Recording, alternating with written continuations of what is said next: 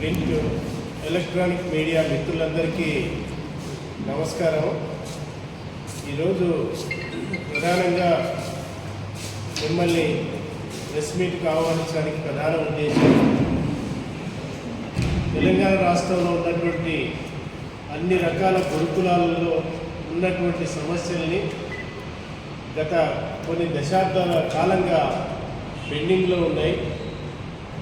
ఆ సమస్యలన్నింటినీ పరిష్కరించాలని మిమ్మల్ని అందరినీ ఆహ్వానించడం జరిగింది. ఈ ప్రింట్ మీడియాలో పాల్గొంటున్నటువంటి ప్రధాన నాయకత్వం ముఖ్యంగా టిగారియా నాయకులు మామిడి నారాయణ గారు, మధుసూదన్ గారు, అట్లాగే గణేష్ గారు, వేదాంతాచారి గారు, టీఎస్యూటీఎఫ్ వింగ్ నాయకులు మహేష్ గారు, సురేందర్ గారు, అట్లాగే మిగతా మిత్రులందరూ కూడా ఉన్నారు ఇక్కడ.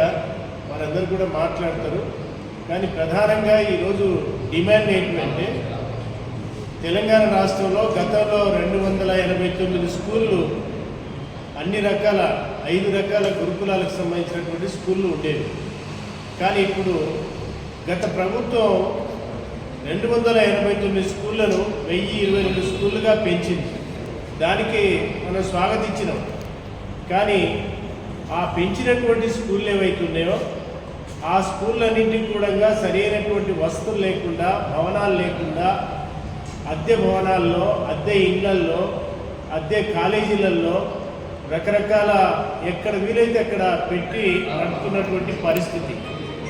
కానీ ఇదే సందర్భంగా ఈ మధ్యకాలంలో సిఎస్ గారు ఈ స్కూళ్ళ యొక్క సమయాన్ని మారుస్తూ ఉదయం 5 గంటల నుంచి రాత్రి 9 గంటల వరకు, వీళ్ళ యొక్క పాఠ్యాంశాల యొక్క సమయం 8 గంటల నుంచి 1 వరకు, అంటే కంటిన్యూగా 10 నిమిషాలు తప్పిస్తే, అంటే ఈ రకమైనటువంటి పనివేళ్ళ మార్పు విద్యార్థులకు చాలా ఇబ్బందికరంగా మారింది.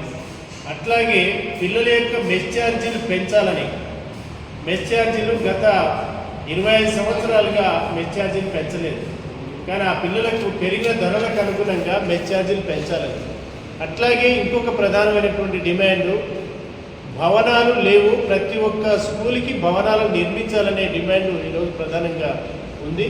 అట్లాగే ఈ గురుకులాల్లో పనిచేస్తున్నటువంటి టీచర్లందరికీ కూడా సరైనటువంటి వేతనాలు లేవు.